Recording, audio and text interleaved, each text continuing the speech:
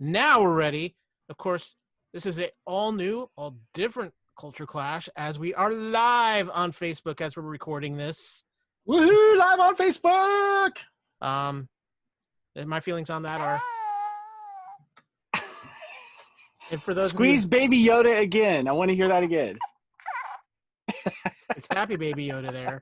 Baby Yoda says, "Hello, everybody." So okay, this is it, man. We're live on Facebook, dude. This is cool.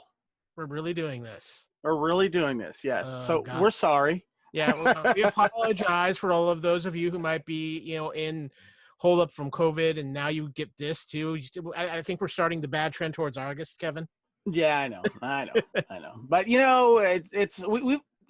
we've had people requesting some live stuff to follow along with. We're going to obviously look at other venues to go live as well, so people can watch it, and if they're not going to be listening to it, so we're giving this a shot. We're going to try this first and see how it goes. Yeah, exactly. But I'm curious to see how this is going to go. We got an interesting show to talk about, and we're going live, and you've got a tale to tell us later in the show. Are you sure about this?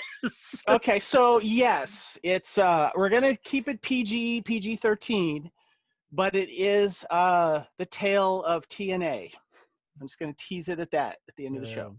First episode of Facebook Live, and we're gonna get kicked off Facebook, ladies. Well, you're gonna have to bear with us because, like I said, this is our first time doing the live thing. So there'll be we're recording this to put on as a podcast as well. So there'll be some breaks here where for my poor editing self. So I have put some things in. But Kevin, I guess without further ado, let's do this thing live. Let's do it. Welcome to Culture Clash 178 on the Fandom Podcast Network, this live edition. Again, I cannot apologize enough to you people out there on Facebook land at the moment. But this is, of course, your home for fandom news, reviews, and apparently live versions of Kevin and myself. Do you think we should hire supermodels to, take our place, and we'll just talk behind them, the whole puppet thing? Well, not only do we not have enough money for supermodels, but we also have some restraining orders. So I'm going to say no. That's true, and Aaron might not be happy about that either. Yeah. So. we could maybe some Muppets. Maybe, yeah. Or do we have to with our budget? Maybe Crumpets. Yeah, something like that. But yeah. If we're talking Crumpets, I'll talk to Dan Hadley. He over there. They know about Crumpets. So I've had Crumpets; they're good, actually.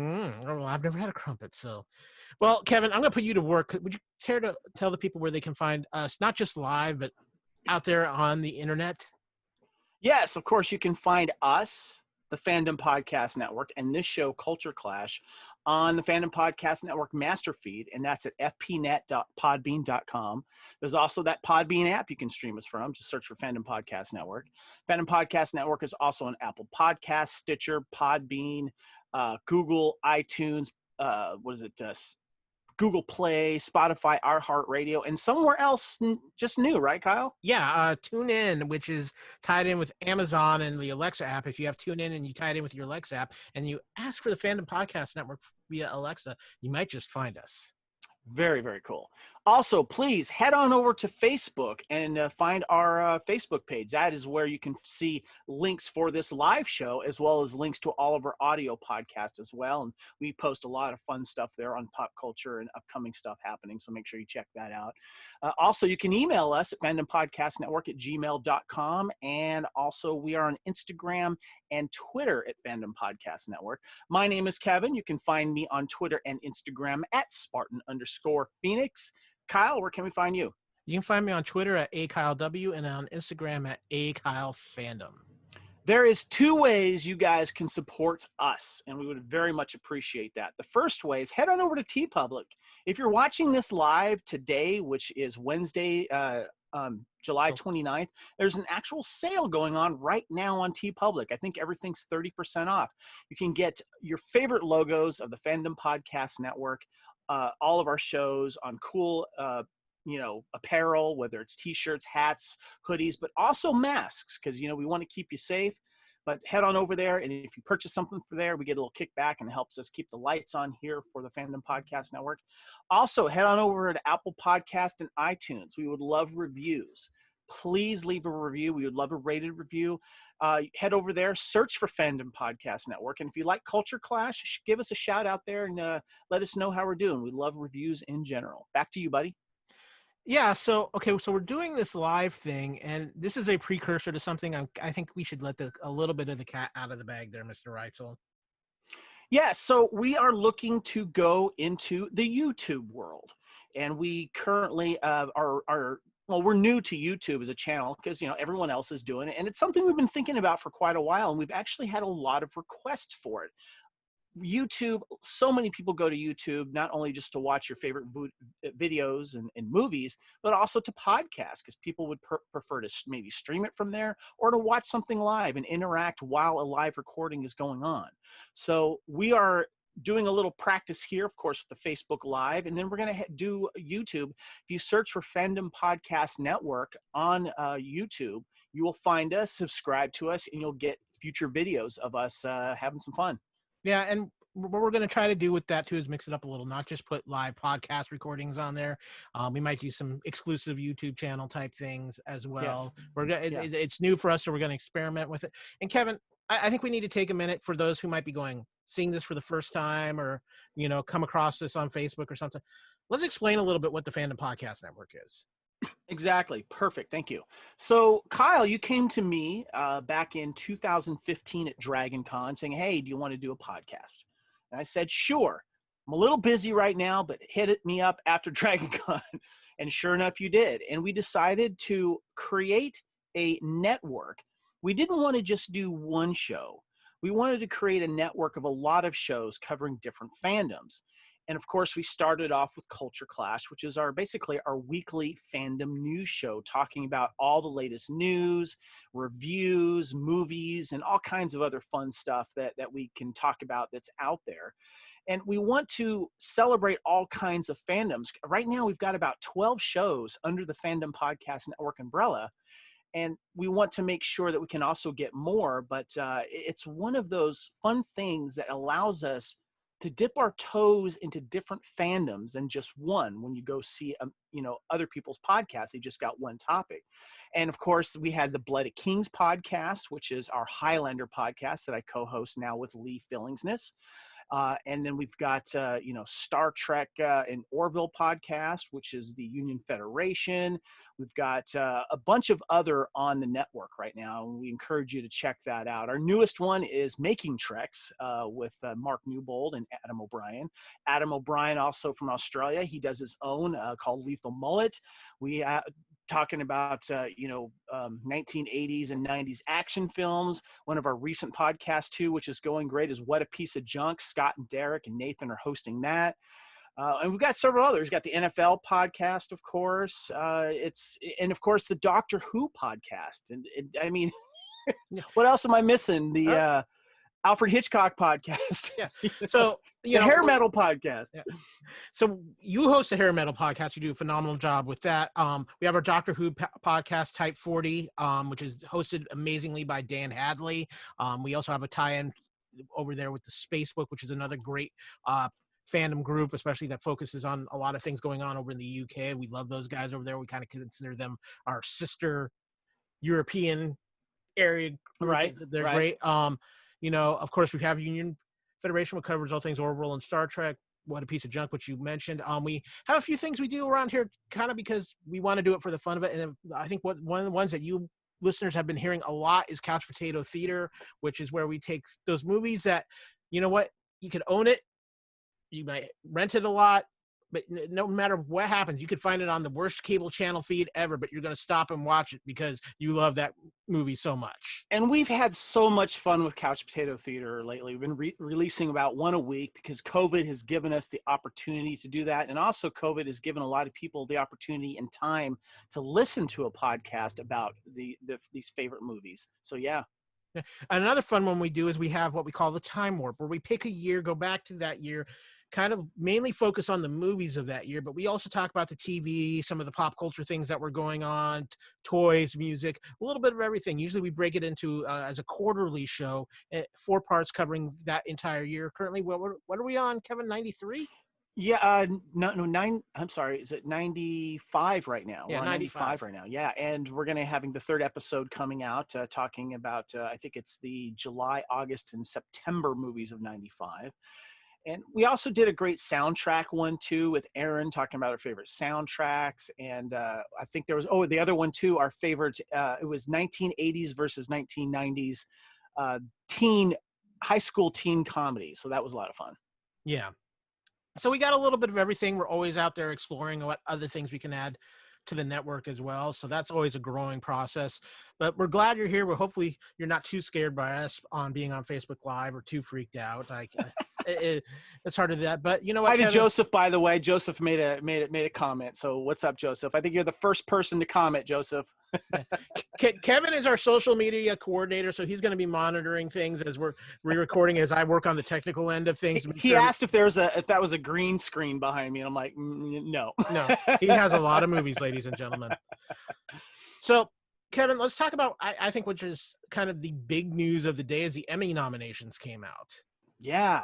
I didn't have time to look at them today because I was working. But I was like, I started getting like social media updates here. Yeah. So, as we were getting ready to right before we recorded, there was some breaking news. The Emmys will be entirely virtual this year, hosted by Jimmy Kimmel. So, Interesting. I like that actually. yeah, I think interesting how they do that. it's going to be very interesting how they do that. But I've got some of the key categories up here in front of me, Kevin. So I'm going to run some down real quick. And of course, too, when we're going to talk about this in a little bit here, but it was a big year for The Mandalorian in its first season. That's huge. That is so cool that Star Wars is being recognized on a major award show. Yeah. So let me run down some of the categories here. We got Outstanding Drama Series. We've got Better Call Saul, The Crown, The Handmaid's Tale, Killing Eve, The Mandalorian, Ozark, Stranger Things, and Succession. Yes. Outstanding. Hold on. You got a favorite there? Well, I'm going to go say Mandalorian, but as far as like actually winning it, it might be time. The Handmaid's Tale is almost done, and Better Call Saul is always a favorite. Obviously, I like The Mandalorian, but Ozark has one more season left, and I would love for Ozark to win as well. Yeah.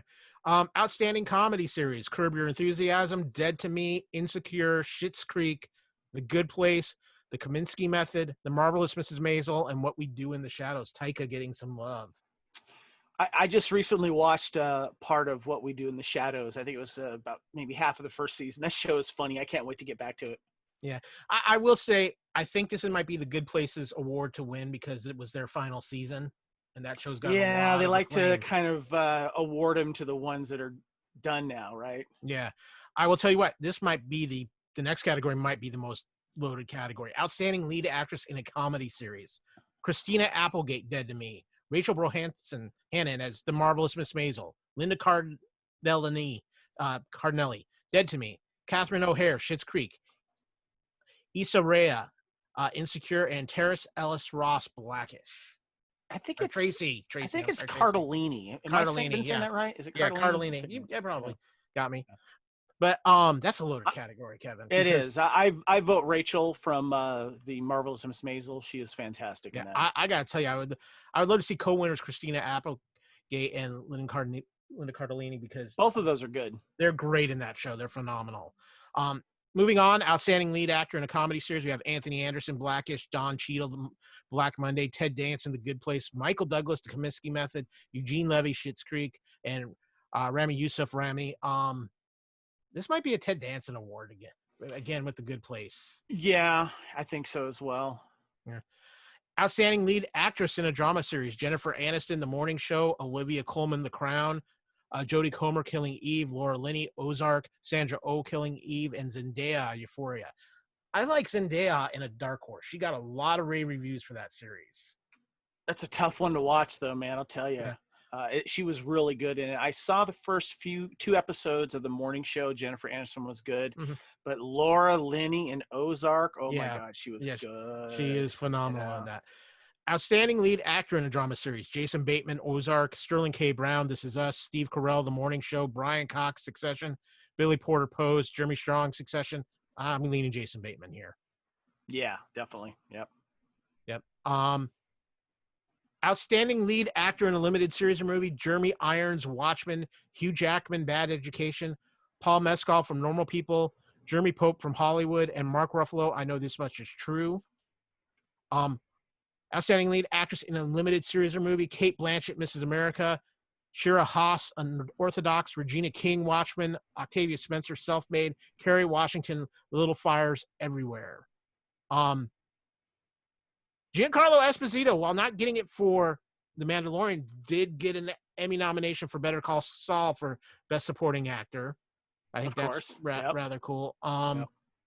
Julia Garner from Ozark, she might be the favorite on the supporting actor in a drama series. She is. Yeah, that everyone in that show is just phenomenal, and I'm glad we're getting one more season.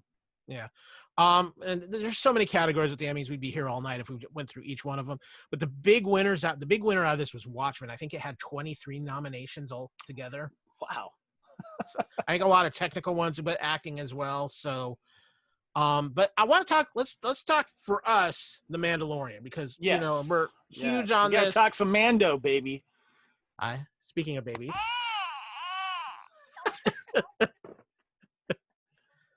I also got to give a quick shout out to you have a naked baby. That's naked, yeah. Great, we're really off Facebook now. So I got to give a quick shout out to Star Wars Resistance for getting a nomination for Outstanding Children's Program. But The Mandalorian, here's everything that it got: Outstanding Drama Series, Outstanding Voice-Over Performance, Outstanding Guest Actor in a Drama Series for Giancarlo Esposito as Grand Moff Gideon, Outstanding Production Design for a Narrative Program, Outstanding Cinematography for a Single Camera Series, Outstanding Fantasy Sci-Fi Costumes, Outstanding Single Camera Picture Editing for a Drama Series, Outstanding Prosthetic Makeup for a Series, Limited Series, Movie, or Special, Outstanding Music for a Series, Outstanding Sound Editing for a Comedy or Drama Series, Half Hour, and Animation, Outstanding Sound Mixing for a Comedy or Drama Series, Outstanding Special Visual Effects, and Outstanding Stunt Coordination. This is all besides being nominated for Best Drama Series. If it doesn't win Best Drama, it's got to get a couple of these things. I think it's going to say a lot of these technical awards. I'm going to say visual effects. I'm going to say possibly music. The camera work, single camera. Yep.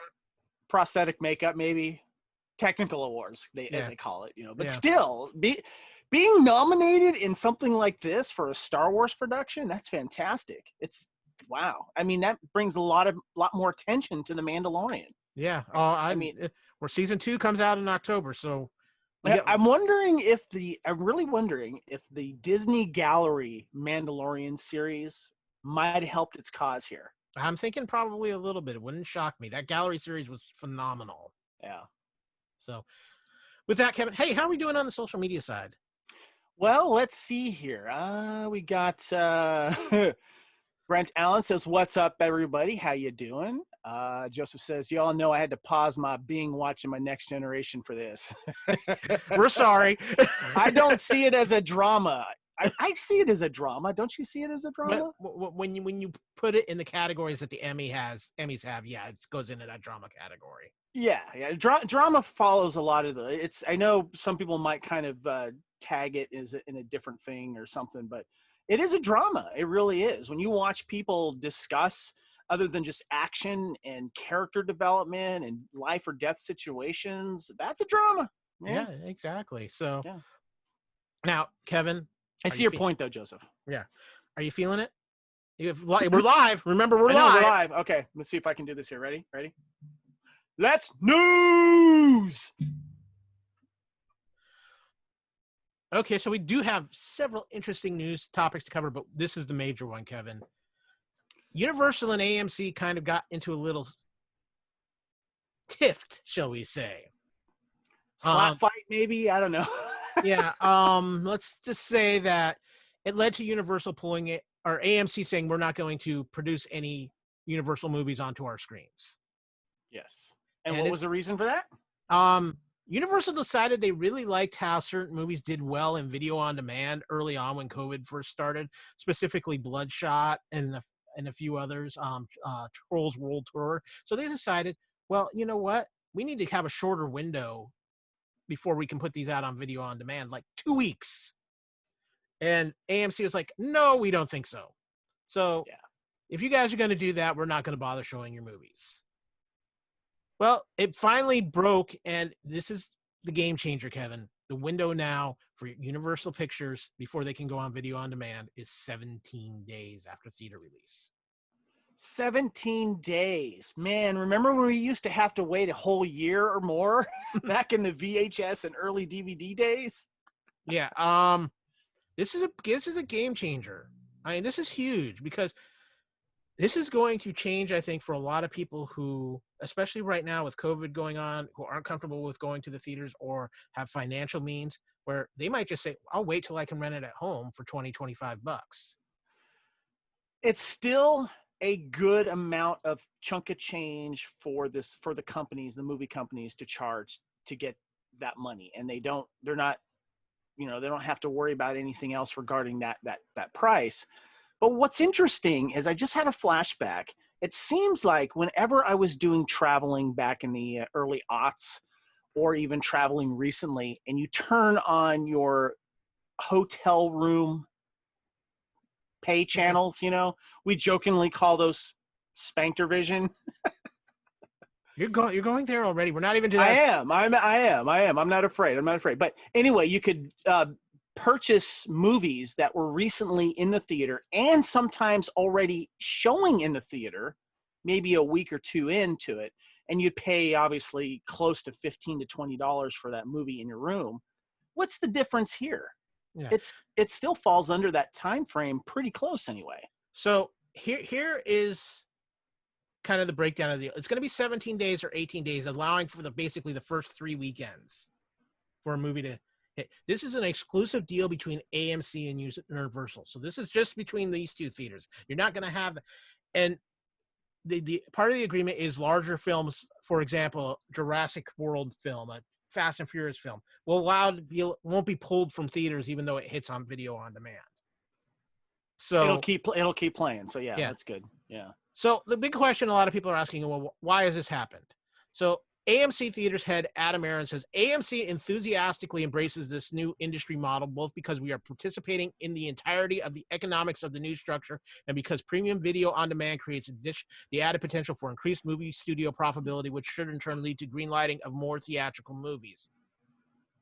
As this particular article from 411 Mania says, translation, AMC will be getting a cut of the PVOD revenue. Yeah, which is probably very true. Which AMC kind of needs right now. What I'm curious though, because we've seen with Bloodshot, with Trolls Worldwide, and I'm curious to find out when September 1st, we get video on demand of the new Bill and Ted's Excellent Adventure, where the price point is going to kind of sit. I'm thinking it's between 20 and 25. I think that's good personally, because that's what it was for Trolls. That's what it was for Bloodshot. So I'm very curious about that, because we had talked about, would you pay $50 or $30, something like that, if you could see the new James Bond movie right now in your home? I think they're testing the waters on what that is. Do you think there's going to be bigger blockbuster movies that might go, no, you got to pay more for this one? I think the test will be right now, knowing what's going on. And with this deal in place, I think the first movie we might be seeing that'll get that test will be the new Fast and Furious movie. Yeah. There might be something before that. This is where, for me, Kevin, it gets interesting because, you have Disney sitting there with Disney Plus, where they can just throw their movie on their own thing, add more subscribers because somebody wants to see that film and then maybe a few weeks later, let it just go for sale on iTunes or something like that and do their own 3-week model with it. That could be what happens with Black Widow and like Mulan per se. It's true. Yeah. So this is going to be very interesting to see how this plays out.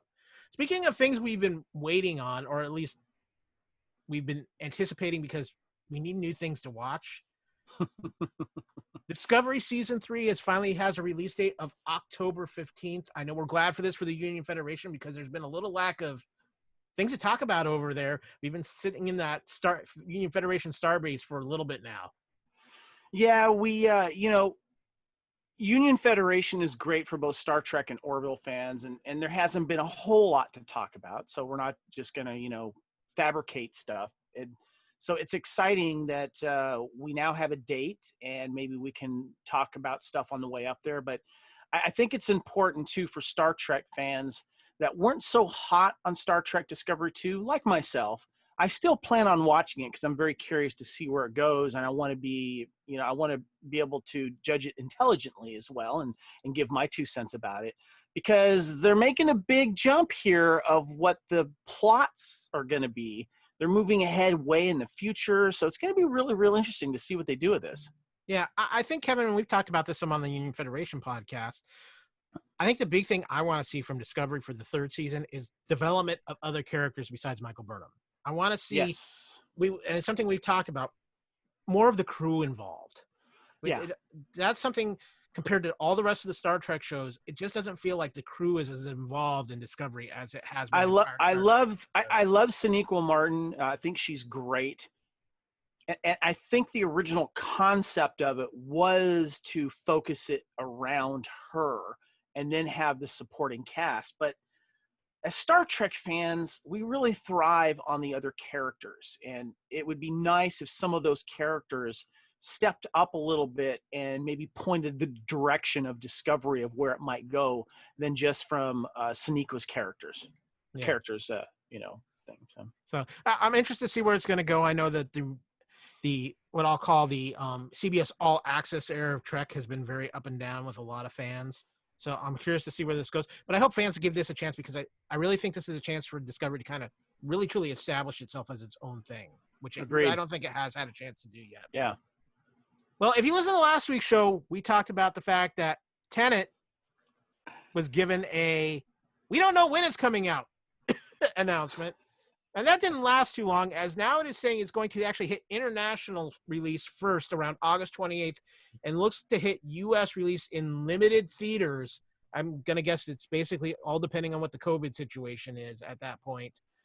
Yeah, they're being very smart about this. They're going to look what's happening, and they're going to try and put it in areas where it's considered a little safer, where, of course, theaters will adhere to social distancing and their own ways of, not just their own ways, but probably state or country guided ways to clean and make sure everything's nice for people to come visit. I'm sure they'll have to wear masks going to see this film.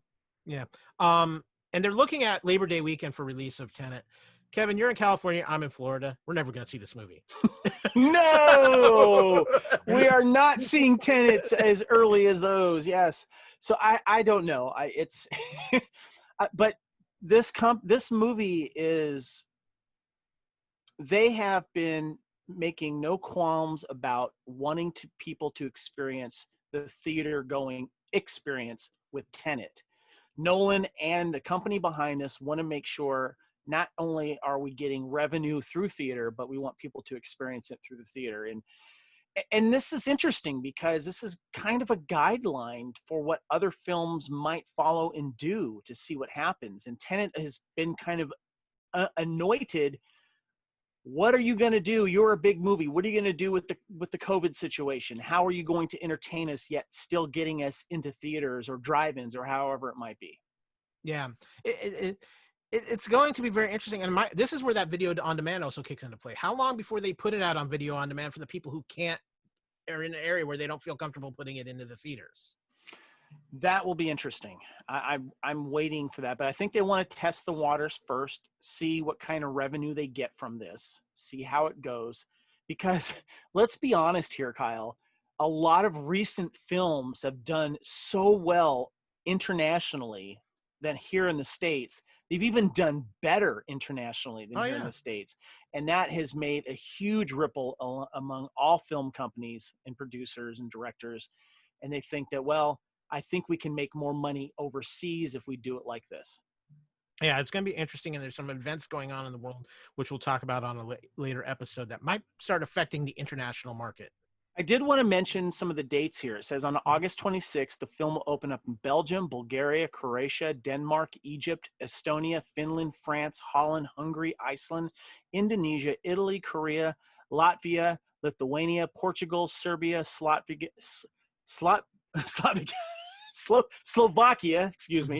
Sweden, Switzerland, Turkey, Ukraine, and the United Kingdom. Then it says on the 27th, it will go to Australia, Austria, Canada, Czech, Germany, Saudi Arabia, New Zealand, United Arab Emirates. So, yeah, there you go. Okay, so just real quick, Blair Hiscock, Aaron Gild, Adam O'Brien, Dan Headley, Simon Horton, we are putting you on spoiler warning watch right now.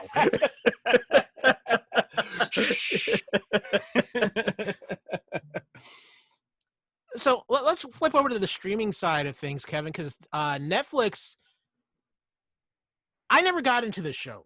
I just couldn't get myself to get. Maybe I need to try it one more time, but that is The Witcher, which a lot of people absolutely loved.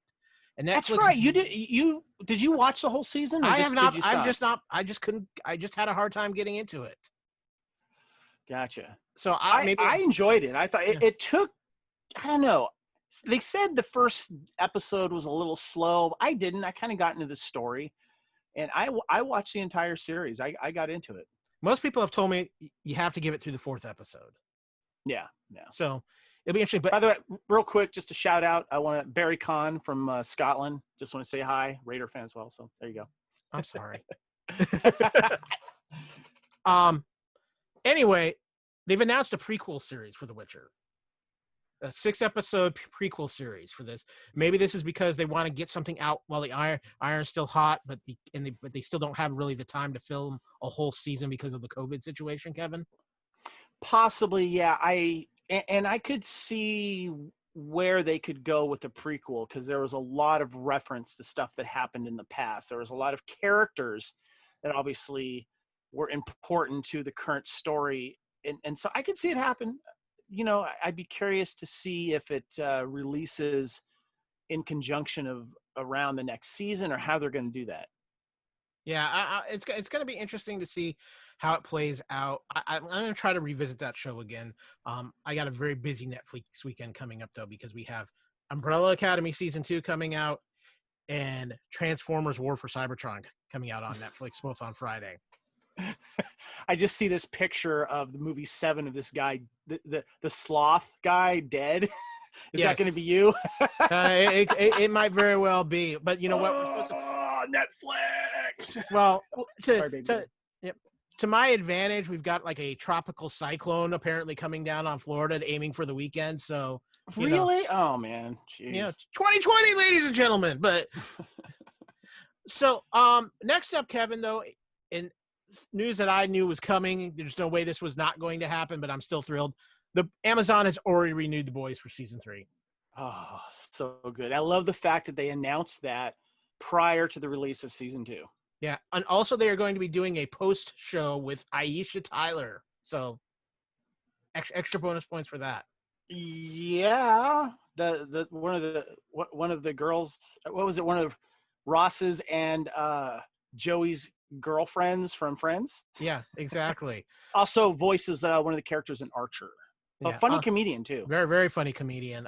Very well known within the fandom culture as well. She's a big fangirl herself, as you would say. I mean, Boys Season 2 comes out in September. It's one of the most anticipated things in a very long time, Kevin. Yeah.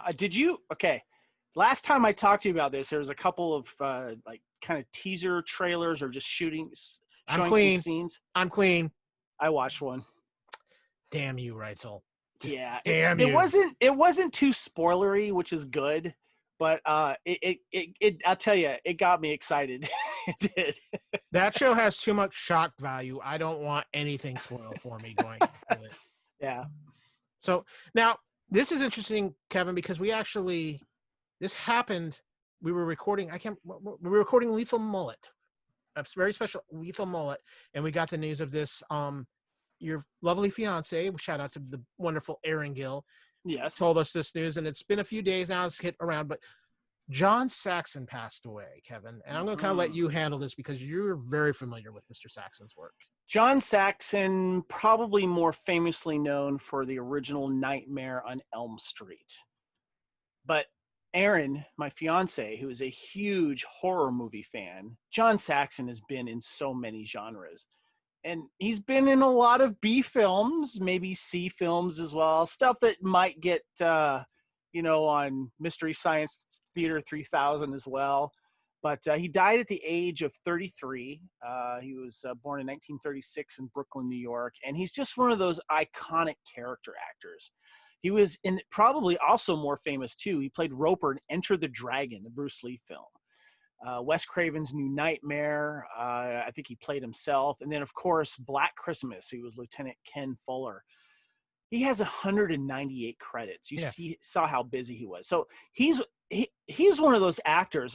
If I was lucky enough to have that career and have that face and be that recognizable, he had a really cool demeanor about it, delivery upon his in his roles and his lines, and he just looked cool. He had this cool look to him. So rest in peace, John Saxon.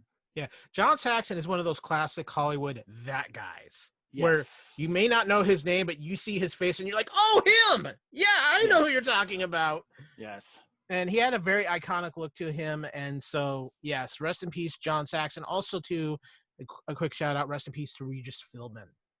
Yeah, Regis Philbin. Him and Kathy Lee. I remember watching that morning show for a while. And then, of course, Kathy left. And then we've got, was it Kelly? Kelly Ripa. Yes. Yeah. But he goes way back, and he was just a legend in television and a staple to morning talk shows. I mean, that show was very popular. And if you're a celebrity or a musician or whatever, and you were doing the rounds, you always stop by live. Yep. However, a lot of people will say he hit his biggest success with Who Wants to Be a Millionaire. Who Wants to be? I forgot about that. Yeah, Who Wants to Be a Millionaire? When that's when that show was like basically like a limited run during the summertime. It had huge ratings, dude. I know I watched it. Oh yeah. Everybody. I remember the first guy that won that too. I don't remember his name, but I remember the first guy that won that got the $1 million, and he used his final lifeline, which was a phone call, to call his friend. And it was the question was about the Laugh-In TV series. I think it was President or something that was on that. And he called his lifeline. He says, "Oh yeah, do you need my help?" He's like, "No, I just want to call, let you know I'm about to win $1 million." Boom. Crazy. Kevin, I know you're pretty much done with this, but there's a lot of people who are intrigued, especially with some of this new one that's coming out. We've got some Walking Dead news.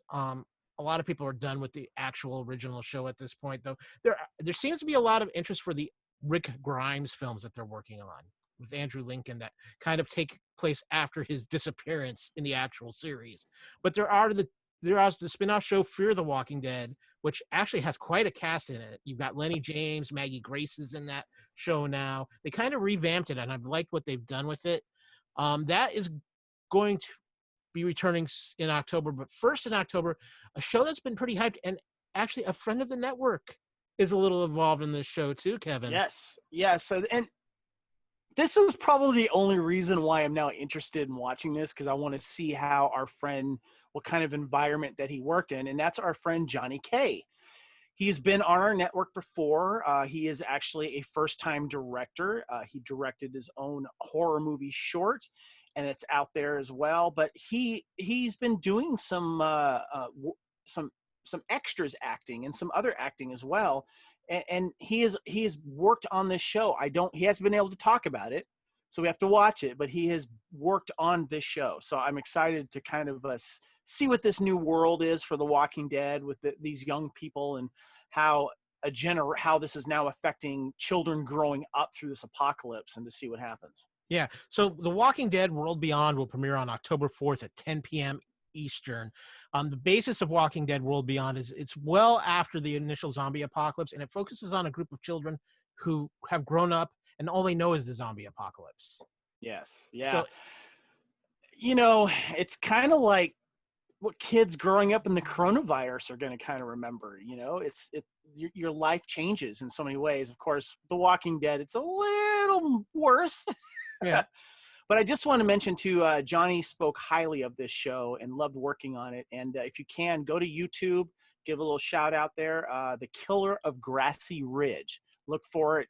He's been nominated by so many horror fan Won sites and several pages. awards too. Festival Award winners. We've had them on Culture Clash to talk about the show, so make sure you check out that movie. Yeah, and you talked about COVID. World Beyond was actually supposed to premiere in April, but was pushed back because it couldn't finish in time because of COVID.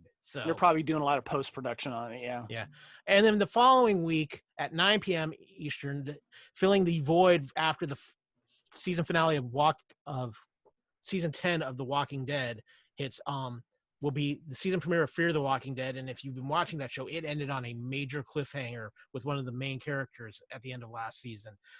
Again, they revamped this show quite greatly about season 4, and a lot of the original cast was taken out of place, and they brought in a lot of new cast. And I think it's done a good revamp and kind of livened up things. Yeah, you spoke highly of the Fear of the Walking Dead after I kind of gave it a shot and I was done with it, and then I was done with the regular Walking Dead like a lot of people were. So apparently it's still got a good audience. So I think that world itself is a lot of rich in history. And what I hope this new show does is give us a broader look into the world of The Walking Dead, because The Walking Dead was like, they were under their own umbrella. You didn't get to hear about the government. You didn't get to hear much about the other countries. And I know Fear of the Walking Dead touched on that a little bit. You told me so. Yeah. But I hope this one does as well. Yeah. I'm curious to see how this is going to be. But as always, too, around here, especially for you people who might be watching on Facebook Live and haven't seen this, we have a little thing we like to do called buy it, stream it, or unsee it. And it means we've seen a few things, Kevin. This is true. This is kind of our movie review segment, and we want to let you know if it's worth buying it, like maybe going to the theater, buying it on video on demand or on home video, or stream it, wait for it to stream where you don't have to pay extra for it, or forget about it, unsee it. But before we go on, I just want to give a shout out to my friend Barry, Barry Kahn, over there in Scotland. He's excited, and I want to bring this up real quick because you made a comment about this. He's excited about the new Dune movie. Do you think we're going to see Dune during December like it's supposed to come out? Okay, two things real quick, because right before we went on air, I actually sent this in a message to Adam O'Brien. The rumor is all of a sudden it's starting to pop up. We'll finally get our first trailer of this film next week. Okay, but does that mean that it's sticking to its date right now? I think right now it's still sitting in that December time frame, because that's a hard time frame to give up. You're not giving up that release date, which I believe is December 17th. You're getting that up kicking and screaming at this point. Yeah, that's a good one. That's like the new Star Wars date right now, and Star Wars ain't happening this year. So yeah, I'm very curious about that Dune film, and we'll talk about it more as it gets closer. And of course, too, if you're curious about Dune and really haven't dove into it and afraid to because of the size of the books, Adam O'Brien is right now currently doing also a Lethal Mullet mini series, helping educate you about Dune. Yes, he's talking about the books first, which is already out right now, in case you're kind of more familiar about the history. And he's getting into the families and all that kind of stuff. And Dune is his bag. He loves Dune. He's passionate about it. One of the most passionate people I've seen about this property. So he's making sure that you are prepared to go into the new world of Dune with Dennis's new vision of this. I think it's going to be 2 movies. In case you didn't watch the original, or you're ready for a reboot version of it. Yeah, exactly. And I do think this is probably going to end up being the best version of Dune. It's got an amazing cast, an amazing director. The sci-fi series was done well. I like that, but yeah, I think you're right. With Denny's vision, it's probably going to look great. Yeah. So we'll get, like I said, we'll talk about that more as it comes closer. Now, kind of one of the issues we've been having recently with Buy It, Stream It, and See It is, like everybody else, we're running out of things to watch. There's not a ton of new material out there. So we've been kind of doing a little bit of retro reviews too in Buy It, Stream It, and See It. And Kevin, this past weekend was a very big anniversary for one of the biggest anime titles in the United States. And that is Robotech. Hold on. Biggest anime, maybe? If you would have asked me that about 15 years ago, I would have probably said so, but there's been way too many good things since this. I will call it now still one of the most influential animes. Yeah. In anime history. Of course, is the classic Robotech, the 3 shows, Genesis, Climber, Mount Splita, Super Dimensional Cavalry, Southern Cross, and of course, Super Dimensional Fortress Macross, which the late Carl Mayak devised and put into its own, took these three titles that were somewhat similar in look and put them in their own series and made a storyline that ran through the entire series. As Kevin is holding up the digital remastered Protoculture DVD box set. This thing is gorgeous. I love this it. thing. Yeah, I love that. Robotech is streaming most everywhere. It's on Amazon right now. They're all digitally remastered. It's beautiful. But Pluto TV, which is a free streaming service, did a Robotech channel over the weekend and just aired Robotech continuously, ending with a panel bringing back several of the voice actors from Robotech, and just talking about them. Did it have this? No, not the Shadow Chronicles, which was done by Funimation. We don't go there. There's some issues that we, as Robotech fans, will say we are highly annoyed by when it comes to some of the more recent history of Robotech. Okay, I just want to say Robotech was the show that got me into, I guess, animation, or not just animation, but that animation. And I used to come home after school and watch Robotech religiously. I bought those Kamiko comics that came out. I still have them. It's the first time a cartoon series, drama, you could say. Oh, very much so. Which got me totally involved into the characters, not just the battle and action. And Macross Saga is still my favorite. Then it goes Masters, and then of course the Next Generation or New Generation, which was my second favorite. Great vehicles, great planes, but just really good character development. And to this day, and I still do, got a crush on Miria. Yes, he does. I was always a Lisa man myself, but yeah, the thing about Robotech too, what made it so revolutionary was not only was it animated, it dealt with themes that you weren't seeing on any U.S. cartoon, including death. Yes, yeah, they killed off one of the main characters. So I mean, and then basically at the end of the series, the human population at the end of the Macross series gets basically wiped out. Yeah, it was. It was realistic. That's what was cool about it, and it just drew you in from episode to episode. And that it will always, and that's why I have that definitive collection, because I love to go back every now and then and revisit it. But it's nice to know that Tubi's doing something as well. So yeah, love Tubi, by the way. Yeah. And I did a revisit of my own purchase of Robotech. I have it on digital on iTunes, and I watched the entire Macross saga, and then I also watched Robotech 2: The Sentinels, which was supposed to be the first sequel series to the entire Robotech, but it never got off the ground. But they had made like about 4 episodes, which they did eventually later cut into a film, Robotech 2: The Sentinels. And it was good to revisit this. Of course, a friend of our network, Richard Epcar, was one of the voices in this. He voiced Ben Dixon early on in his career. Of course, Richard, great guy. Shout out. Yeah, a lot of you might be more familiar with him as Bateau from Ghost in the Shell. I know that there's an interesting and kind of convoluted history with licensing with Robotech, and there's reasons why we've not really gotten good quality Robotech since, and there's some big things happening in the next couple of years with the licensing that's going to hopefully allow one of the main shows, the Macross Saga, Super Dimensional Fortress Macross, to the other series that took place. When you think of Robotech, most people think of the Macross Saga, to be honest. And then that's where the split happens, where when you go to the original series, Super Dimensional Fortress Macross, they have done several sequel series to that later on, including Macross 7, a prequel series, Macross 0. You also had Macross Plus. Kevin, if Macross 7 ever actually makes it to the States, you will be buying this because 2 of the main characters in this are Max and Miria. That's good to know. I like that. I want my darn movie. When are we getting the live action Robotech movie? I want it now. Yeah, not anytime soon. Stupid rights and stubborn people with stuff. Now, Kevin, what you've been retro viewing, and I'm going to ask you this. I mean, I know where this probably came from, but we talked about a show a couple weeks ago that's on Netflix that a lot of people say has a similar vibe to this show, and that was Warrior Nun. Did that maybe watching that kind of inspire a little bit a revisit to this particular series, Kevin, or was it just all Aaron's idea? No. I watched part of that first episode of Warrior Nun. I've been meaning to go back into it, but no, that has nothing to do with it. I've been wanting to rewatch Buffy for a while, and I told Aaron, and Aaron, of course, you guys are probably sick of it that you know me, but for those of you that don't know, my fiance Erin, we are across the world from each other right now, and COVID stopped our lovely wedding that we were supposed to have in April, and so we are worlds apart right now, but we stay in touch all the time. And I told her when she was last over here that I wanted to rewatch Buffy with you, because Buffy is Erin's favorite television series, basically, and I love it dearly. I know you do.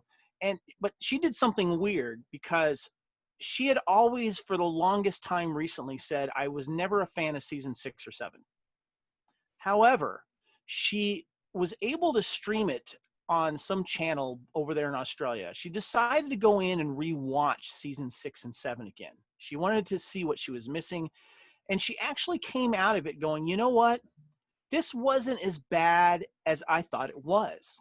There was a lot of really cool stuff about it. Yes, there were some bad episodes, but there's some really good stuff, some cool character arcs.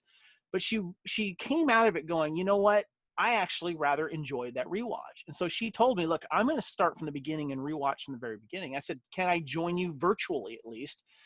She's been watching about one episode a day, and she's been watching with her mom. So I said, you know what? Let me watch it as well, and we'll discuss it when we Skype and talk and stuff. I said, fine. So that's what brought us to this, was to do this. And I think I'm on episode 3 or 4 of the first, no, I'm sorry, 4 or 5 of the first season right now. I just did the teacher's pet one with the teacher that turned into a deadly praying mantis, and wanted to take Xander because he was a virgin.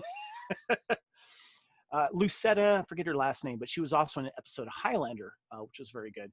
But so that was the reason I am doing a rewatch of the original Buffy the Vampire Slayer. And I tell you, it, other than like maybe a cell phone, really big cell phone here and musical references and stuff, this movie's not that dated. At times it almost feels like it was like 5 years ago, maybe 10 years ago. Not as, started back in 96 or something like that, 97. Maybe some of the fashions as well, but it's still sharp, man. I love this show, and I'm looking forward to continuing the rewatch. Yeah, and one of the big things, Buffy is one of those shows that they've never done a high definition remaster of, and Joss Whedon has stood fast against that ever happening, because he feels that it would cut off too much of the screen from because it was initially filmed in 4:3. Yeah, I get that. I have this entire series on DVD, but I also decided to purchase it on iTunes. I think it was on sale for like 35, 40 bucks. And I was like, I think you told me about that. And I'm like, I got to do it because I'd like to have it digitally just in case. Yeah. So, and of course, there is a great debate here on the Fandom Podcast Network between myself, Kevin, and Aaron about what the best season of Buffy is. Yes. By the way, can I give a shout out to the Facebook group right here? Yeah. First of all, Jill Burdicus came in. Jill, how you doing? Hey, Jill, we miss you. She mentioned Ingrid was the character name in Highlander, which was very good. And then she said also high school woke up weekday mornings chanting Robotech. My friend Sean Hines, of course, the founder of the Mandalorian mashup costume groups. What's up, Sean? He says Smoothie Boochies. I think he meant to say Smoochy Boochies, I'm guessing. Snooty Boochies, whatever. Yes. Snoochie but Boochies. Hello, people. Thank you for checking in, and I hope you like your shout out. But I'm sorry, where were we? We were talking about the conflict about Buffy here at the Fandom Podcast. Oh, yes. We did a Halloween special. Was it last year talking about Buffy? Yes. And we were talking about our favorite seasons. And you were strong fast on season 3, if I remember, right? Season 3, you have Elijah Dushku, so many good things. And you just happen to like the season that I think might be one of the worst seasons of Buffy. Well, that's something that Aaron and I really, I guess, bonded on, because when I joined Buffy, I had borrowed my friend's DVDs to watch season 1, 2, and I think the final season, I think it was 1, 2, and 3. I caught on to Buffy season 3 at the end of it when it was airing. Okay. And so I got caught up with the DVDs, and then season 4 was when I started watching it live, and I was really invested in it. So personal reasons for that, but I love the whole initiative thing. I love Riley. You don't. Of course, Aaron likes that whole season, so we bonded on that. So Neener. Neener. Of course, though, too, I will speak ever so highly of season 2 because Jenny Calendar.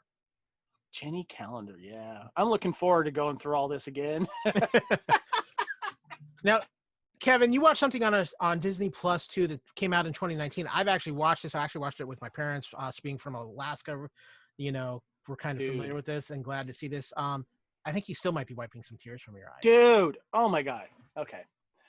So during COVID, and also, of course, me moving out here to California, my daughter Camille, she's 15 now. She's still living in Georgia.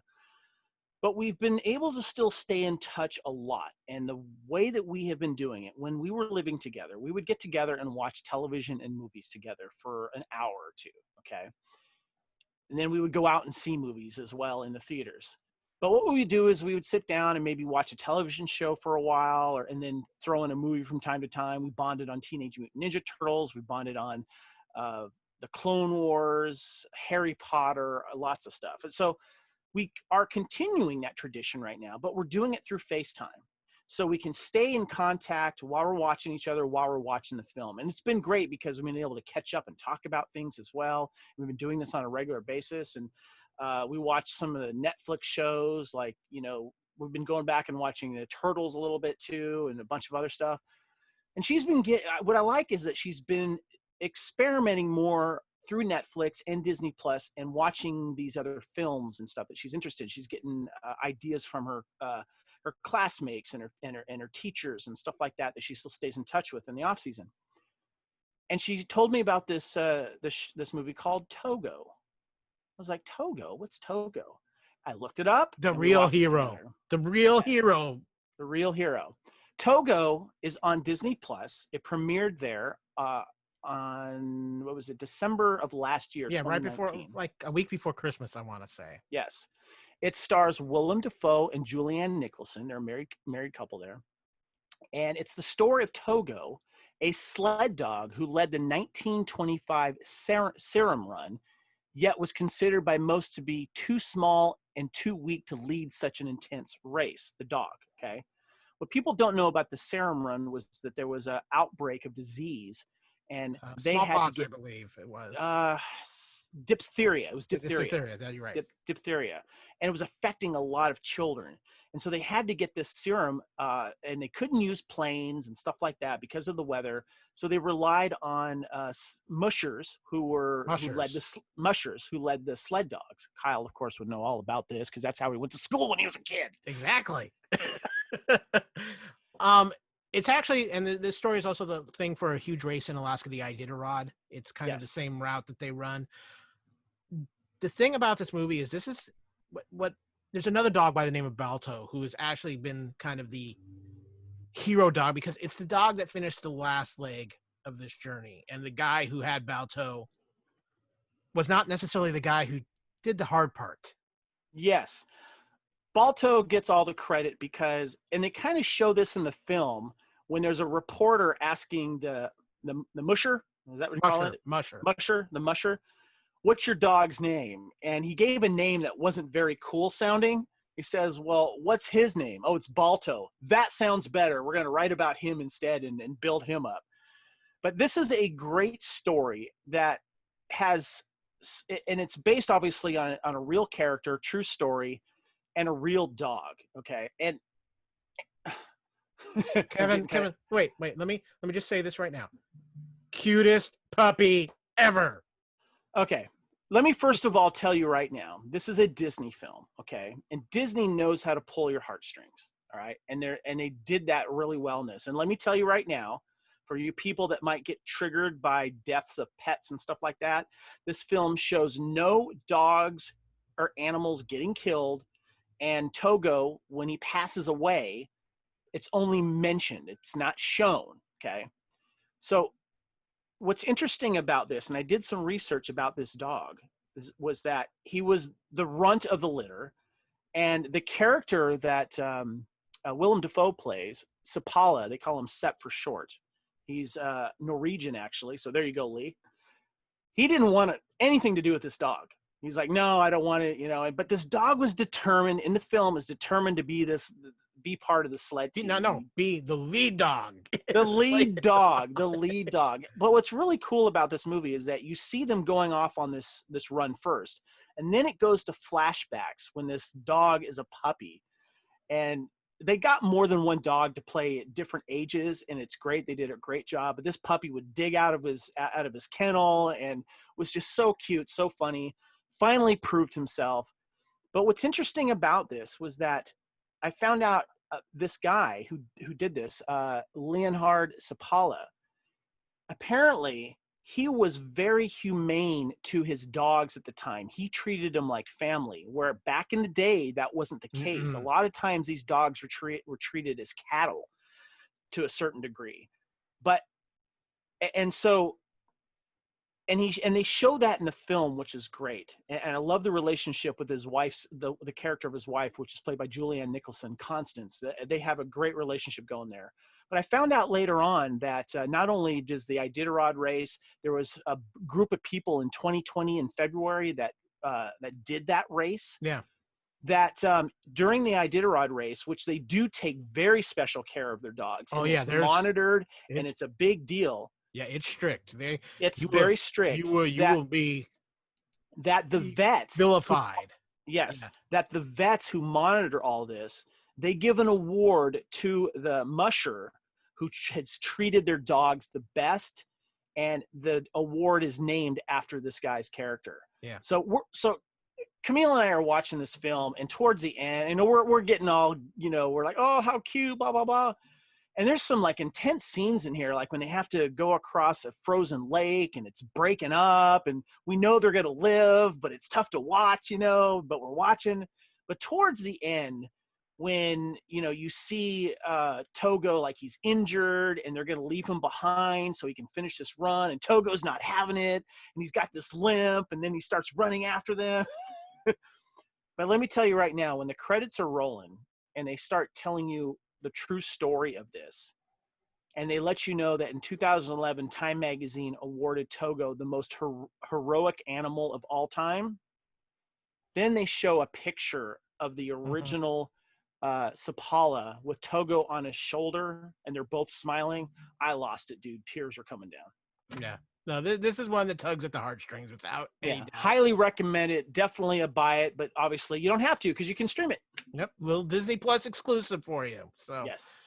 Well, that wraps up everything we've seen, but we're going to take a quick break for our podcast listeners so they can find out what else is going on around the Fandom Podcast Network.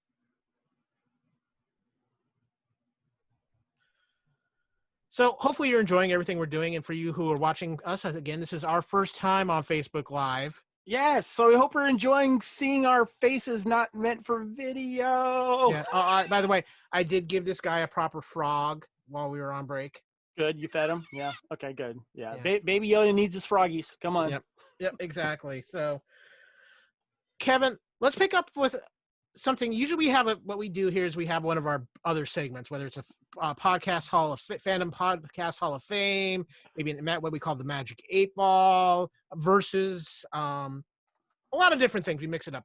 But on last week's show, we did the Fandom Hall of Fame, where Kevin and I go through and make our list of people who are going into the Hall of Fame. And because we only started this maybe 6 months ago, everybody's this is the first classes. Yes. And we did directors. Our favorite directors. And there was a lot of older directors because when we considered it, one of the things we did consider was the body of work. That was a big factor in this. And we put 7 in, including what we call our first ballot Hall of Famer, somebody who we don't even have to debate about anything like that. And that person for Kevin and I was Steven Spielberg. Yes. Yeah, I have the list. I can go over the list real quick. Yeah, go over the list real quick. Yes. Okay. Did I write that down? I don't know. Okay, so you have to go by memory because we didn't actually write the final list on the notes here. But we had Steven Spielberg go immediately in right away. And then we had Alfred Hitchcock, Martin Scorsese, Stanley Kubrick, Francis Ford Coppola, Quentin Tarantino, Akira Kurosawa, and is it James Cameron, right? Yeah, Kubrick did not go in. Kubrick did not go in, yes. And we gave our reasons why, but we did have a wonderful list of honorable mentions, and I'm going to go over yours real quick. And if you want to know why we had honorable mentions and why they didn't make it into the list, please listen to that podcast. But your honorable mentions, and some of these are mine. You had George Lucas, Clint Eastwood, Robert Zemeckis, Miyazaki. Am I saying that right? Hayao Miyazaki. Yep. Christopher Nolan, Sidney Lumet, Joel Cohen and Ethan Cohen, Frank Capra, Paul Thomas Anderson, Mel Brooks. Yes. I mentioned Catherine Bigelow, Peter Jackson, Brian De Palma, Ron Howard, Frank Capra as well, Tony Scott, John Ford, Robert Wise, John Carpenter. Also mentioned Mel Brooks, Oliver Stone, and I also mentioned Tim Burton and Spike Lee. Yep. I also mentioned ones that I weren't a fan of as well, but you have to go back and watch that or listen to that. Now, we did also throw a few other names in there. I kind of my young up-and-comer that I'm buying stock in, and I wouldn't call him even an up-and-comer at this point. I think he's established, but he's so early in his career, but Ryan Coogler. Ryan Coogler, yes. And we also throw out names of several very good female directors as well, including Patty Jenkins, Deborah Chow. There was a couple others you had in that list as well, Kevin. But we had a lot of response to this episode when we put it out of people who were like, hey, what about this person? What about that person? And Kevin, one of the biggest names I saw a lot of on the feeds was Taika Waititi. Yes, Taika Waititi. He is obviously he just won an Oscar right now for Jojo Rabbit. No, he didn't win it. Oh, he didn't. No, he won the screenplay. He won the screenplay because Screenplay. Parasite won Best Director. Parasite That's won right. Best Director. But Taika, obviously, a huge name in fandom with What We Do in the Shadows. Obviously, his work on Mandalorian and Thor, Ragnarok, and of course the upcoming Thor: Love and Thunder. And he's just been announced to write and direct the next Star Wars film. Yes. But when we talk Taika, it was the only reason, and he will be in the Hall of Fame at some point. His body of work is just when, in comparison to who we had to bring in, it was just a matter of the body of work wasn't. It's kind of it's like the argument for Nolan right now. I'll list it here, but he hasn't really made a bad movie. No. But he hasn't been around long enough. And I'm sure in maybe 5 or 10 years, if we do this again, he's going to be in there. And he was honorable mention for a reason. So, yeah.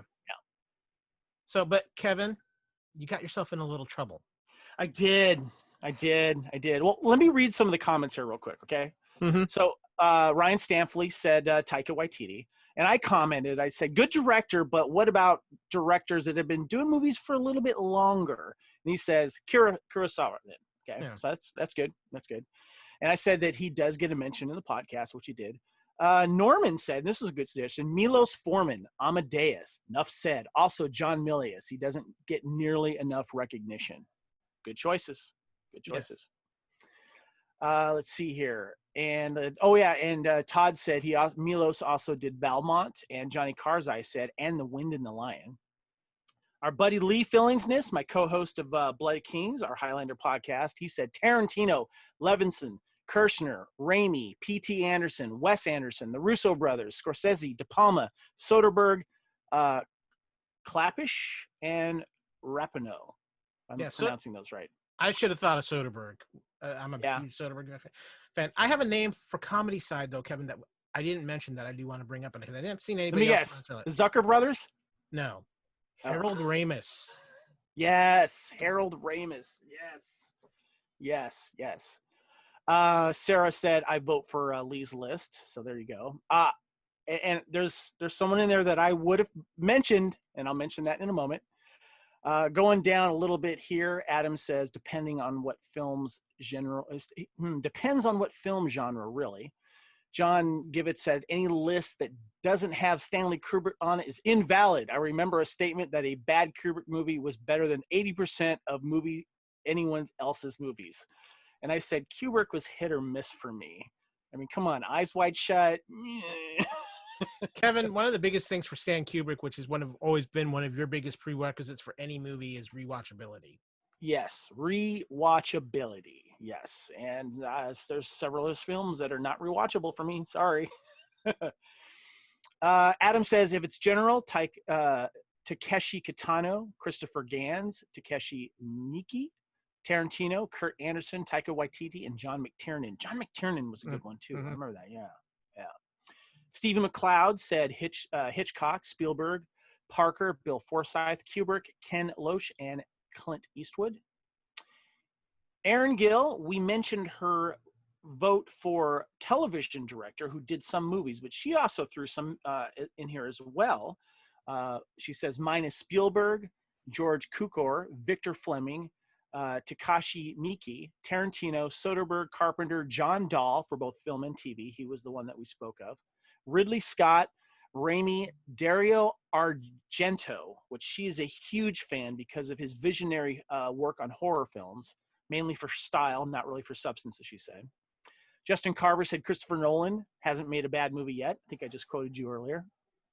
Blair Hiscock said Ridley Scott, Spielberg, Taika Waititi, Peter Jackson, John Hughes, George P. Cosmatos, director of Tombstone, and I think also, was it, oh gosh, Demolition Man, I think. Mm-hmm. You would know. Yeah. And then he said Michael Bay with a smiley face. Okay. Pause. As I would do. Hold on, you got to call that the right thing. Yeah. It's a Zach Morris timeout moment. Zach Morris timeout. we after great consideration, and because we love him so, and we know his extreme actual dislike for Michael Bay, but it's so much fun that we have to do this. The Matt Clifton special nomination for the Fandom Hall of Fame won Mr. Michael Bay and his mounds of cocaine. And supermodels and product placement and explosions. Big explosions. Yes. I'm a Michael Bay apologist. I like his style, but there you go. The only thing I'll say about Michael Bay is your Transformers movies run times were way too long. Yes. My buddy Murph from Raider Fans Radio, he says Scorsese, Tarantino, Favreau, Lucas, Kevin Smith, Nolan, and Burton, all for so many reasons. Some are stunning visual artists, some are amazing writers and bring snappy dialogue to the screen. Some do both, and all of them build the coolest worlds. Great points. Excellent points. Yes. Okay. So this gets into why I brought this up for this segment here. Johnny K says, tough. Some faves are Spielberg, Carpenter, and Paul Verhoeven. More recently, I really enjoyed Taika Waititi's work. And then I said, and then he also said, if I can spend the rest of my life watching Spielberg and John Carpenter movies, I would be fine. And then I replied and I said, damn, I think I forgot Paul Verhoeven in the pod. And he says, get out. I mean, this is your page, but get out. Yeah, but there were Kevin, I just realized somebody who nobody has mentioned, Wes Craven. Yeah, I know. Wes Craven. Definitely. Yeah. But there was somebody else you forgot. Well, I forgot Sam Raimi and Paul Verhoeven. Those are the ones I was. You didn't just say Sam Raimi. You just said Paul Verhoeven. Oh yeah. Okay, so I am here. Kevin. Hold on. Okay, first of all, I'm here to make a public apology to you, Johnny K. I forgot Paul Verhoeven because he is one of my favorite directors. I love Paul Verhoeven. I owe Paul Verhoeven so much, especially for releasing RoboCop. Mm-hmm. And this was the movie that desensitized me to movie violence. So I thank him for that. It was also very funny. Visually, it was great. Kevin, and I saw RoboCop at 10. What's that? I saw RoboCop when I was 10. You have awesome parents. I'd buy that for $1. Yes. I snuck into it in the theater because I don't think I was quite old enough yet. Maybe I was. I can't remember. But anyway, Evil Dead, of course, I forgot Sam Raimi. Not just because of Evil Dead and that my lovely fiance would have killed me, but I like his other films as well. Obviously, the Spider-Man films he did, Army of Darkness, Evil Dead. But one of my favorite films that he has done is For Love of the Game, which is my favorite baseball movie with Kevin Costner and the late Kelly Preston. So anyway, I apologize to Paul Verhoeven and Sam Raimi. They are back on my honorable mentions. And I think I would have I might have put Paul Verhoeven, instead of Cameron. I might have. I think I might have. I would. This is my opinion, but yeah. I probably would have. I still would have Cameron. Another shout out to, if you have not seen this, he made this overseas in his home world. He made The Black Book, which is a great World War II drama. Fantastic. Make sure you check that out. How are we doing over on the social? Did we drive everybody off yet, Kevin? Let me see what we got here. No new comments right now. Sean Hines did say darn autocorrect. He did mean to say smoochie. So there you go. So it's time to put the kids away because Mr. Reisel has a very dirty mind. And we all do. Well, yeah, but you've decided to exercise it on our family-friendly show, apparently, Kevin. I know. For our first Facebook Live video, this is what I like No, to call... not we, because I only heard about this earlier today. There was no consulting me on this. So let's hey, you turned on the video. You're in this with me, dude. Great. So this is what I like to call the TNA segment. Okay. I'm just going to let you think yourself right now. Okay, so first of all, I want to talk about another Paul Verhoeven film that Kevin's he made. Favorite movie. What's that? It might be Kevin's favorite movie. It's not my favorite movie, but it is. I love this movie, and it's been a lot of people's real big guilty pleasure. It came out in 1995, and we will be talking about it again in Time Warp 1995 Part 3 coming out sometime soon. Showgirls. He made this with his writing buddy Joe Esterhaus right after they did Basic Instinct, which was a huge hit, and so they decided to push the envelope a little bit. The first proudly promoted NC-17 movie. History making, right? And of course, I think this is the 15th anniversary edition that I have here, the Showgirls Blu-ray. But it's been out for a little bit longer than that, Kyle. Kevin, come on. Now, let's talk about the fact that we all know the reason Showgirls had people's interest. Oh, and why is that, Kyle? That would be one Elizabeth Berkley, coming off of her iconic role as Jessie Spano on Saved by the Bell, and deciding, I'm going to blow my wholesome image right out the window in one fall swoop. And I have a confession, Kevin. Yes. When I was younger watching Saved by the Bell, I had more of a crush on Jessie than I did on Kelly. My Tiffany Amber Thiessen's high level of crush just came when she went to 90210. It was always Kelly for me, man. But anyway, so let's get back to Showgirls here. Kyle, did you see Showgirls when it first came out? I did not. Didn't even get. Be honest. Come on, be honest. It did not even get to the theater in Alaska. Really interesting. The NC-17 rating killed it going to a lot of theaters. Let's be honest here. Well, I did see it. I was old enough to see it at the time. And so it created quite a bit of controversy because of not only how much nudity that there was, but there was a lot of attention to the horrible script. I'm saying that in quotation marks because I'm going to come back around to that. The horrible acting, which I'll come back around to that as well. And just how over the top that it was. And it got slammed. And also, unfortunately, really hurt Jessie Spano's acting career. Okay, wait, Kevin? Elizabeth Berkley. Yeah. Can we be honest that Showgirls, up until the time that Geely came out, might have been considered the worst movie of all time? That's how it was being touted for years. It won for the Razzies. It won so many Razzies. And I want to make sure I don't forget this. Who was the first person attached to a Razzie Award to actually go up and grab the award? I thought it was Halle Berry. I thought so too as well. I was wrong. It was Paul Verhoeven who showed up in person and was behind it, was supportive of their awards, and he proudly accepted the many, I think it was 7 Razzie Awards. I know Elizabeth Berkley won it for actress that year. Yes. Anyway, this movie has now gone on not only in infamy, but it is now being touted as the best worst movie. But it's got this huge following, following. It's a cult. I don't want to say cult classic, but it's a cult film without a doubt. It is. It's it really is a cult turned film. into that. But it's more of a cult film than you may actually think of what's going on. There has been drag plays about it, and there has also been musicals about it. for adults. Mm-hmm. Okay.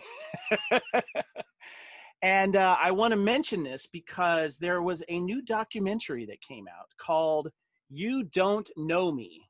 It is now out on Blu-ray and is a documentary about the whole history of this film, the impact that it made, and the messages that we were missing completely while watching this film. The artistic way that it was shot because of the obvious nudity and the language and all of the stuff that behind the scenes that you didn't know about while watching this film. Let me interrupt you for just a second, too. Please do. If I remember correctly, one of the other things that hurt Showgirls was around the time Showgirls came out, it was announced Demi Moore's striptease was coming. This paved the way. And it kind of ended up overshadowing. Everybody got really excited for that because Demi Moore.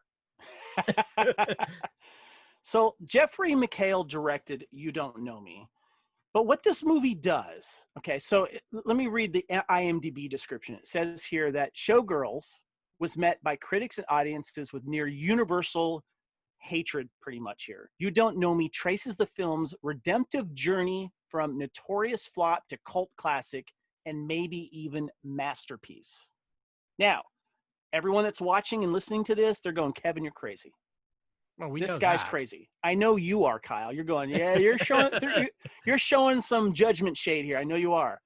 I encourage you to watch this first because this guy who wrote this book, he started with an article, but it was a book called Showgirls is Not as Bad as You Think It Is, or It's a Good Movie. I forget the exact book, but he's the one that got behind this documentary because that book was so popular that the people behind this film contacted him, and he thought he was going to get a cease and desist, but he actually wanted him to do a audio commentary on this recent edition of Showgirls. Then the whole documentary thing started coming about. What's really cool about this is it covers the entire movie library and history of Paul Verhoeven and his artistic style, and a lot of the many themes that he has done in all of his films that also show up in Showgirls. And he brings out scenes and dissects them and saying, this is changing, and there's a reason for this. But we're all like distracted because we're either watching the nudity or the violence or, you know, this overacting that seems to be happening. And what's really interesting was that a lot of people said, well, God, Elizabeth Berkley was horrible in this film, the way that she was doing everything. Well, director Paul Verhoeven came out years later and said, I actually directed her to be over the top because I thought that would work for the film at the time. And so the interview is great because it breaks this movie down and shows you visually storytelling of what Paul Verhoeven has done throughout his career films. And he picks a lot of certain things that happen in a lot of those films, even in RoboCop, and how it goes through this film and even his future films after this one. It was fascinating. I highly recommend You Don't Know Me. Check it out. Might be streaming soon, but right now I think you can only find it on Blu-ray. Okay, question for you, Kevin. Did Yes. they get anything from Elizabeth Berkley? Because I have never once heard Elizabeth Berkley talk about the Showgirls experience. They showed video of her being interviewed a couple of times, okay? But the coolest one was when she showed up live, I want to say within the last 5 years, I think it was. They had this outdoor screening at this the famous, I'm forgetting the name of the cemetery that's in LA, where they do like these close to midnight showings and you go out and you sit on the grass and you watch it. And they've been doing this for years. They had a showing of Showgirls. And she showed up in person and addressed the crowd. She got a standing ovation. And this mirrors a lot of stuff that she had talked about in the past. She's come to accept this because so many people have come forward saying it's a masterpiece, especially when you watch You Don't Know Me documentary of filmmaking and the way that Paul Verhoeven did things that we don't look at because we're looking at the obvious stuff. and she got so much love. She was kind of overcome with it a little bit. It was great to see her finally accepting this role, and that people now are kind of coming around and enjoying it. Aaron and I, when I went to my first visit in Australia, we went to go see it live at the Rivoli Theatre, which is a famous theater in Australia, which is great. And that place was packed, and we thoroughly enjoyed it. And before she left, she dropped the mic and she did this. So yeah, she's come around on this, and slowly she's kind of started getting back. She started kind of hitting television again, I think around 2001, because this guy who did the documentary meticulously searched for social media pictures of her public appearances from when this movie came out. He couldn't find anything until 2001, because you see what this did to her career and what she went through. Yeah, I know she's done a few small parts up. She had a role in Oliver Stone's Any Given Sunday. Yep. She's had a few bit parts here and there. She was in an episode of a TV series on CBS I actually really liked that was way too short run, called Threshold, that had Peter Dinklage and Brent Spiner in it, of all people. Oh yeah, I do remember that. Yeah. Very intelligent science fiction series. But it was at the same time you had three kind of similar series come out. You had Threshold, you had the one on NBC, the underwater one, and then there was one on ABC as well, with kind of like pod people replacing people. Gotcha. Things like that. So they all kind of just killed each other. But Kevin, I want to take a minute for you here. Let me make some adjustments to the dials in here, because we're going to take the Wayback Machine. We're going to go back to the 80s, where you and 90s. Well, but mostly the 80s, where you were just trying to maybe get just enough of a signal off that cable box through all the snow that you could make something out, or maybe you had that special cable box. Okay, I'm going to be honest. I was one of those kids that went over to my friend's house. I'm not going to say his name, where they did have the Playboy channel, but the Playboy channel was scrambled. And so if we felt that if you waited up late enough, you would watch it and maybe make something out. Come on, who else did it? Raise your hand. Come on. Kyle? Nope, didn't do that.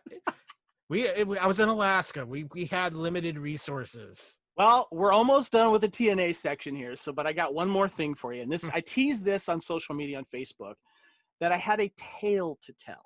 Okay. So go back to the 80s.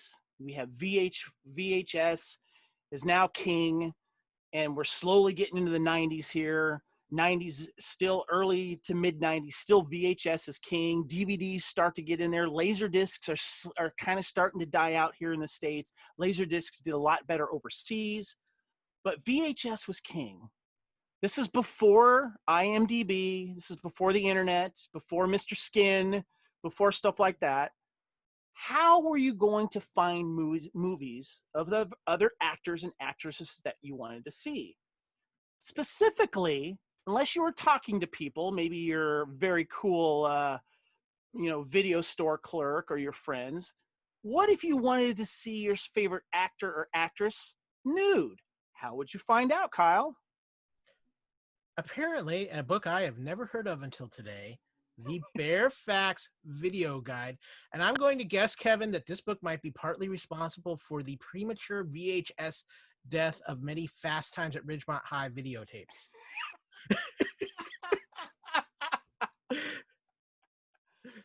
Okay.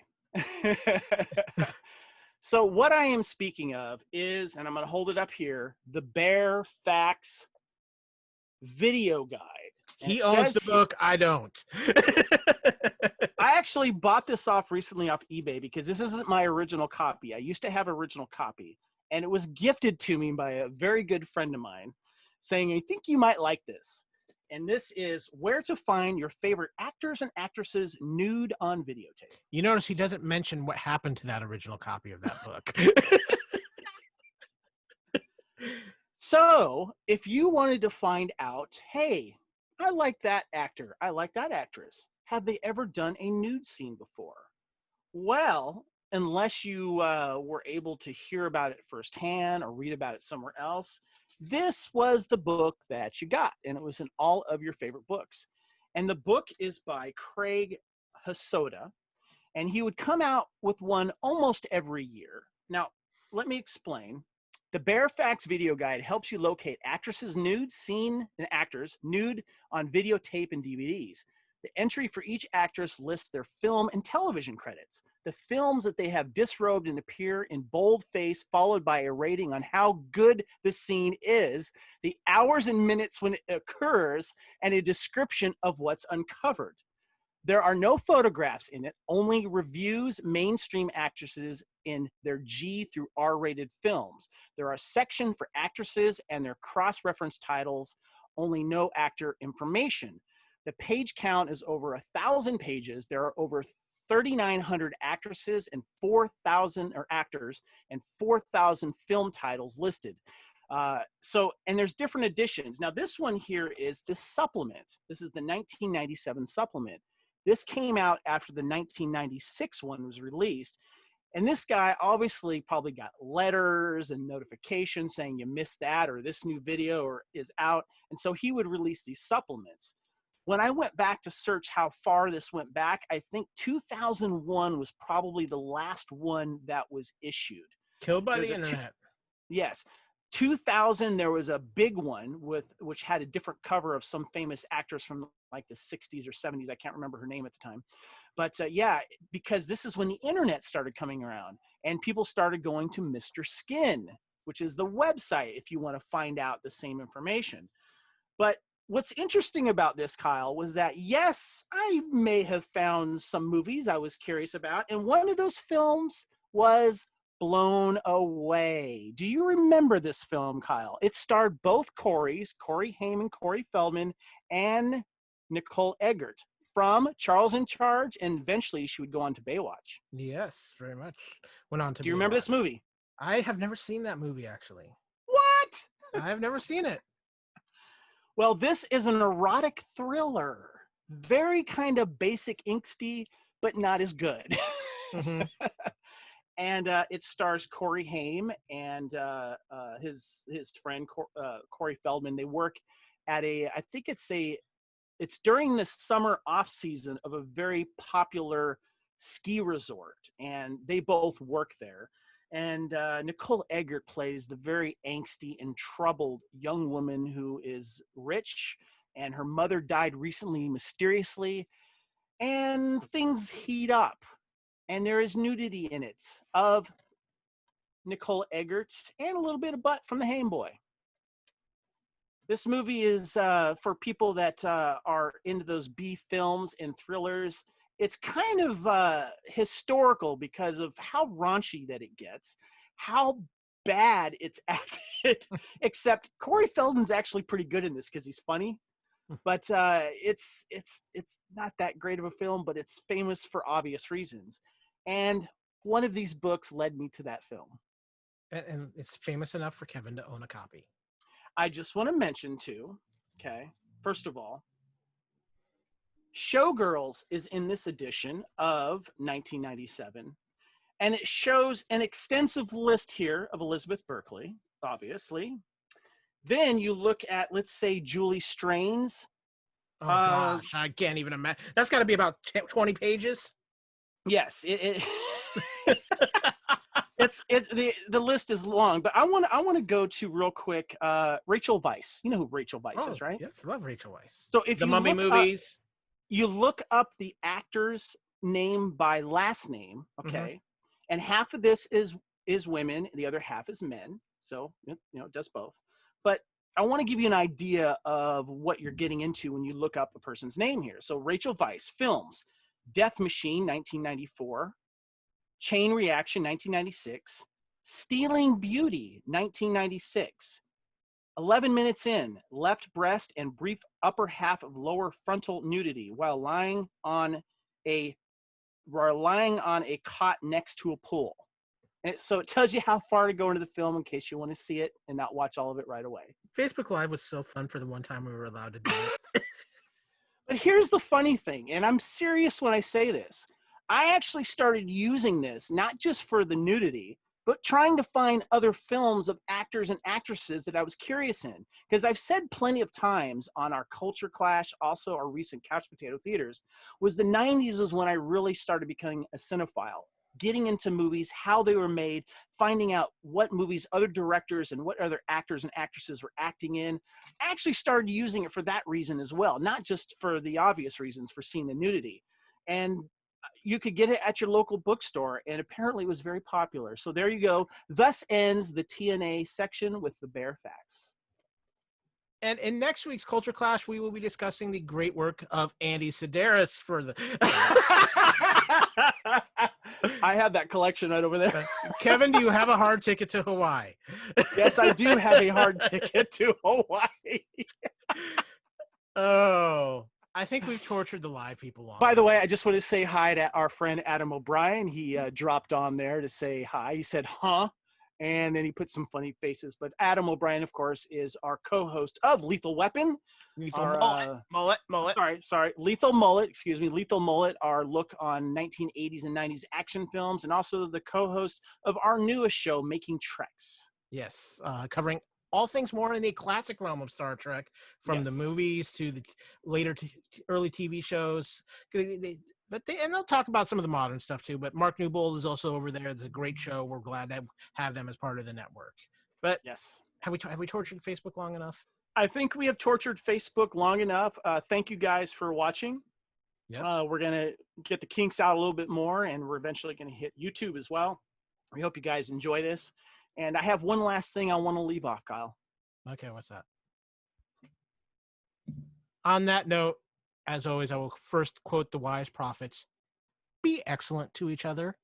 And as we say around here, enjoy your fandom.